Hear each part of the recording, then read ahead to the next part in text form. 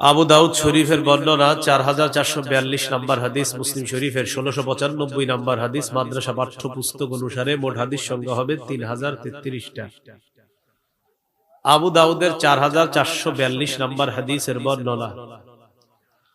عن بريدة عن أبيه رضي الله تعالى عنهما أن معاذ بن مالك الأسلمي رضي الله تعالى عنه أتى رسول الله صلى الله عليه وسلم। মাইজ ইবনে মালিক রাদিয়াল্লাহু তাআলা আনহু আল্লাহ রাসূলের কাছে আসলেন।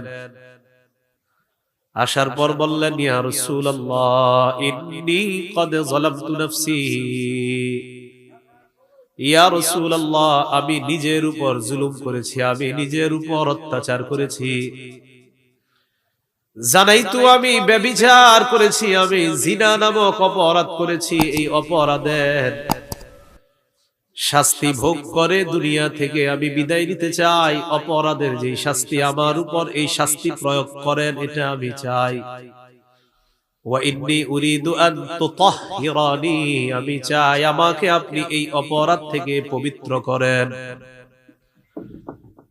আমি নিজের উপর জুলুম করলাম, আমি ব্যভিচারের মাধ্যমে আমার জীবনটাকে আমি অপবিত্র বানিয়ে ফেললাম। আমি চাই আপনি আমাকে পবিত্র করেন। ফারাদ্দাহু, আল্লাহ রাসূল তাকে ফিরিয়ে দিলেন। যাও, কি বলো এইসব। ফালাম্মা কানা মিনাল গাদি আতাহু, পরের দিন আবার আল্লাহ রাসূলের কাছে আসলেন। আসার পর বলে, ইয়া রাসূলুল্লাহ ইন্নী ক্বাদ জানাইতু। ইয়া রাসূলুল্লাহ, আমি ব্যভিচার করেছি, আমাকে আপনি এই অপবিত্র থেকে পবিত্র করেন, এটা আমি চাই। ফারাদ্দাহুস সানিয়া, আল্লাহ নবী দ্বিতীয় দিন তাকে আবার ফিরিয়ে দেয়। যাও, কি বলো এইসব। ফারসালা রাসূলুল্লাহ সাল্লাল্লাহু আলাইহি ওয়াসাল্লাম ইলা কওমিহি, আল্লাহ নবী তার সম্প্রদায়ের কাছে লোক পাঠাইলেন, যাও তো এই লোকটার ব্যাপারে তার এলাকায় গিয়ে জেনে আসো, লোকটার মাথা ঠিক আছে কিনা। নবীজির প্রতিনিধি মাইজ ইবনে মালিক আল আসলামীর গোত্রের কাছে যায়। যাওয়ার পর বললেন, আতালামুনা, তোমাদের কাছে জানতে চাই, আতালামুনা বিআকলিহি, তার বুদ্ধির ব্যাপারে তোমাদের অবগতি আছে কিনা, তার বুদ্ধি শুদ্ধি ঠিক আছে কিনা, আকলের মধ্যে কোনো সমস্যা আছে কিনা। তুনকিরুনা মিনহু শাইআ, তার থেকে মানুষের বুদ্ধি যখন খারাপ হয়ে যায়, এই জাতীয় কোন কর্ম তোমরা দেখতে পাও কিনা, আমি তোমাদের কাছে জানতে চাই। ফাকালু মা না'লামুহু ইল্লা ওয়াফিয়াল আকলি বিসালিহিনা ফিমা নুরা। মাইজ ইবনে মালিক আল আসলামীর বংশ জবাব দেয়, তার সম্প্রদায়ের লোকেরা জবাব দেয়, মালিকের মধ্যে আমরা এমন কোন নির্বুদ্ধিতা দেখতে পাই না, তার মাথা খারাপ বলে আমাদের মনে হয় না, তার আকলে কোনো সমস্যা আছে বলেও আমাদের মনে হয় না। আবার মাইজ ইবনে মালিক আল্লাহ রাসূলের কাছে আসলেন তৃতীয়বার। নবী আবার প্রতিনিধি লোক পাঠাইলেন, যাও তার ব্যাপারে তার লোকদের কাছে জেনে নাও। নবীর প্রতিনিধি ওই এলাকায় যায়। যাওয়ার পর বললেন, তার কোনো সমস্যা আছে কিনা। ফাসালা আনহু ফাআখবারুহু আন্নাহু লা বাসা বিহি ওয়ালা বিআকলিহি, জনগণ জানা দেয় তার কোনো সমস্যা নাই, তার আকলেও সমস্যা নাই। ফালাম্মা কানার রাবিআ, চতুর্থবার যখন হয়, আবার আল্লাহ নবীর কাছে আসছে। আসার পর কই, ইয়া রাসূলুল্লাহ, আমি ব্যভিচার করেছি, ব্যভিচারের মাধ্যমে এমন অপবিত্র আমি হয়েছি, আমি চাই আপনি আমাকে পবিত্র করে দেন। চতুর্থবার হওয়ার পর হাফারা লাহু হুফরাতান, তার জন্য একটা গর্ত খনন করলেন। ফাআমারা বিহি ফারুজিমা, আল্লাহ নবী তার ব্যাপারে আদেশ করলেন, তাকে যেন পাথর মেরে এই জিনার শাস্তি যেন তার উপর প্রয়োগ করা হয়। জনগণ তাকে পাথর মেরে জিনার শাস্তি প্রয়োগ করলেন। এই লোকটা চারবার আল্লাহ নবীর কাছে আসার পর আল্লাহ নবী তার উপর জিনার শাস্তি প্রয়োগ করলেন। বর্ণনাকারী বলেন ফাজাআতিল গামিদিয়া, এরপর গামিদি গোত্রের এক নারী আল্লাহ নবীর কাছে আসলেন। আসার পর বললেন, ইয়া রাসূলুল্লাহ ইন্নী ক্বাদ জানাইতু ফাতাহহিরনি, আমি ব্যভিচার করেছি, আমাকে আপনি পবিত্র করেন। আগে আসছে পুরুষ, এবার আসছে মহিলা। ওয়া ইন্নাহু রাদ্দাহা, আল্লাহ নবী তাকে ফিরিয়ে দিলেন। গামিদিয়া গোত্রের এক নারী আসছে রাসূল সাল্লাল্লাহু আলাইহি সাল্লামের কাছে। আসার পর বললেন, ইন্নী ক্বাদ জানাইতু ফাতাহহিরনি, হুজুর আমি ব্যভিচার করেছি, আমাকে আপনি পবিত্র করেন। নবীজি তাকে ফিরিয়ে দিলেন, যাও, কি বলছো এসব? পরের দিন যখন হয়, ওই নারী বললেন, ইয়া রাসূলুল্লাহ, পরের দিন ওই নারী আল্লাহ রাসূলকে বলে, ইয়া রাসূলুল্লাহ আমি আপনার কাছে আসলাম, আপনার কাছে একটা বিষয় বলার জন্য আসলাম। নবীজি সাল্লাল্লাহু আলাইহি ওয়াসাল্লাম বললেন, লিমা তারুদ্দুনি, নবীজির কাছে ওই নারীটা কয়, লিমা তারুদ্দুনি, আপনি কেন আমাকে বারবার ফিরিয়ে দিচ্ছেন? লাআল্লাকা আন তারুদ্দানি কামা রাদাত্তা মাইজা, মাইজ ইবনে মালিককে আপনি যেইভাবে বারবার ফিরিয়ে দিয়েছেন, এইভাবে কি আপনি হয়তো আমাকে বারবার ফিরিয়ে দিচ্ছেন? ওয়াল্লাহি ইন্নী লাহুবলা, আল্লাহর কসম ব্যভিচারের কারণে আমি এখন গর্ভবতী। ব্যভিচারের কারণে গর্ভবতী, পেটে সন্তান। আর কি প্রমাণ দিব হুজুর? নবীজি বললেন, ইম্মালা ফাযহাবি হাত্তা তালিদি, যাও তুমি এখনই তোমার শাস্তি প্রয়োগ করা হবে না, তুমি যাও, যাওয়ার পর সন্তান প্রসব করবা, সন্তান প্রসব করার পর আমার কাছে আসবা, এরপর তোমার বিচার হবে। নারীটা চলে যায়, যাওয়ার পর ফাওয়ালাদাত, সন্তান প্রসব করে, ফাতাতহু বিসসাবিগি ফি খিরকা, কাপড়ের একটা টুকরার মধ্যে তার শিশুটাকে নিয়ে আল্লাহ নবীর কাছে আসলেন। আসার পর বললেন, হাদা ক্বাদ ওয়ালাদতুহু, হুজুর দেখেন, এই যে এই সন্তান আমি জন্ম দিয়েছি, আমি ব্যভিচার করেছি। নবীজি বললেন, তাহলে এক কাজ করো, আরদিহি হাত্তা তাফতিমিহি, যাও তাকে নিয়ে যাও, তাকে দুধ পান করাও, দুধ ছাড়ানো পর্যন্ত তোমার বিচার হবে না, আগে দুধ পান করাও। নবীজির কথা অনুযায়ী গামিদি গোত্রের নারীটা চলে যায়, যাওয়ার পর তাকে দুধ পান করাইলেন। দুধ পান করানোর পর এক পর্যায়ে যখন দুধ পান করানো শেষ হয়ে যায়, আতাতহু বিসসাবি, ওই শিশুটাকে নিয়ে আল্লাহ নবীর কাছে আবার আসছে। ওয়া ফি ইয়াদিহি কিসরাতু খুবজিন, শিশুকে আল্লাহ নবীর কাছে আনার পর নবীজি ওই শিশুর দিকে তাকাইলেন। তাকানোর পর ওই নারীটা বলে, ইয়া রাসূলুল্লাহ ফাতামতুহু, আমি তাকে দুধ ছাড়িয়েছি।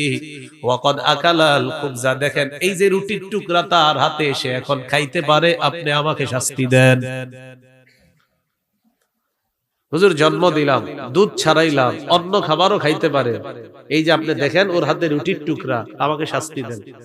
দেখেন তো আখিরাতের ফিকির কি বেশি। এবার আল্লাহ রাসূল সাল্লাল্লাহু আলাইহি ওয়াসাল্লাম তার ব্যাপারে নির্দেশ দিলেন, আদেশ করলেন, হুফিরা লাহা ইলা সাদরিহা, তার বুক পর্যন্ত গর্ত খনন করা হলো। সুম্মা আমারান নাস, মানুষকে আল্লাহ নবী আদেশ করলেন, ওয়া আমারান নাস ফারাজামুহা, জনগণকে বললেন তাকে যেন পাথর মারে। জনগণ তাকে পাথর মারা শুরু করছে। এটা ঘটনা ঘটছে পাথর মারার সময়। ফায়ুকবিলু খালিদ ইবনুল ওয়ালিদ রাদিয়াল্লাহু তাআলা আন বিহাজার, নবীজির সাহাবী খালিদ ইবনুল ওয়ালিদ একটা পাথর নিয়ে আসছে। আসার পর রমা রাসাহা, তার মাথা বরাবর পাথরটা মারছে, মাথায় মারছে ওই মহিলা মাথার মধ্যে পাথরটা লাগার পর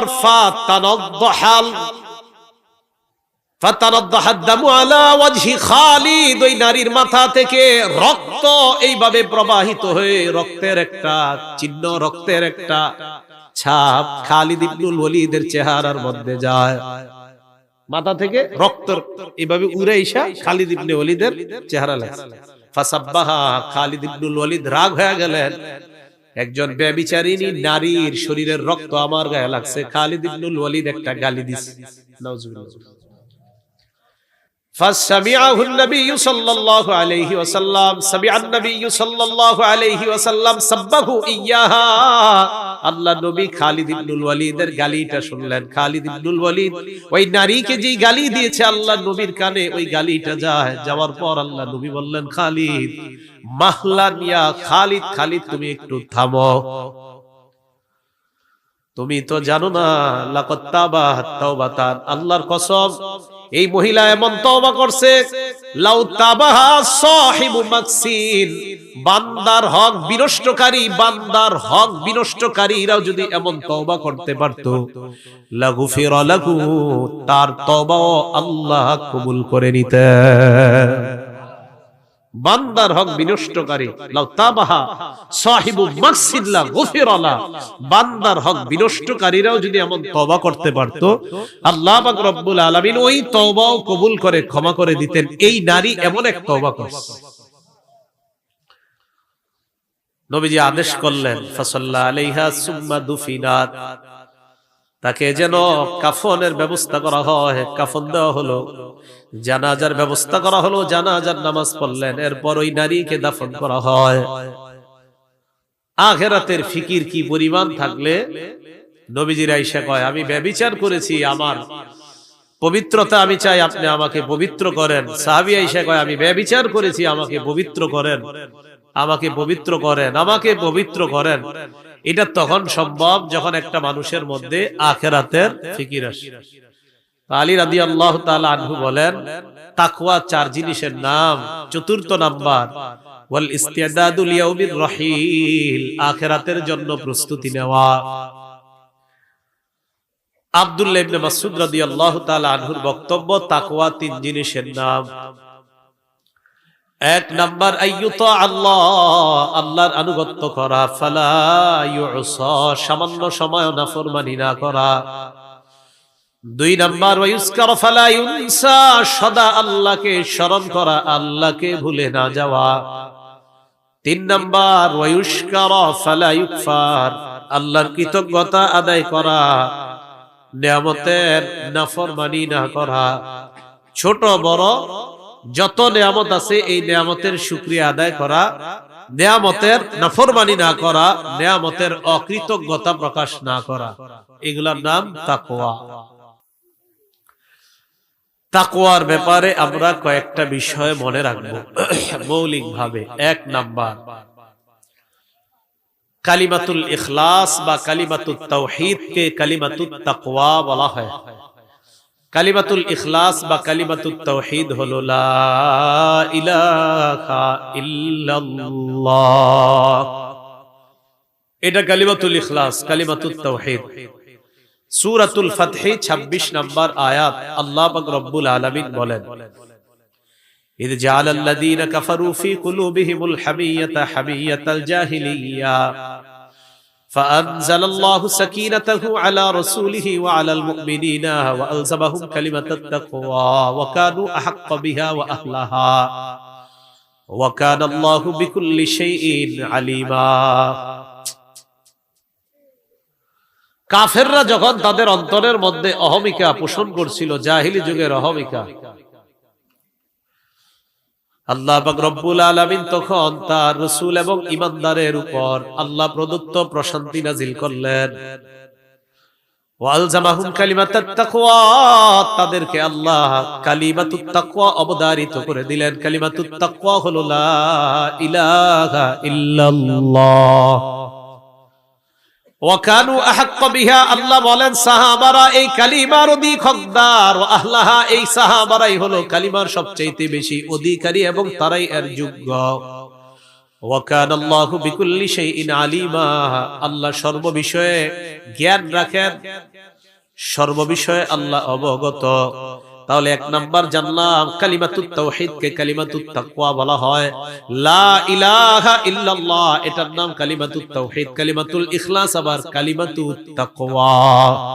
কি নাম এটার নাম? কালিমাতুত তাকওয়া।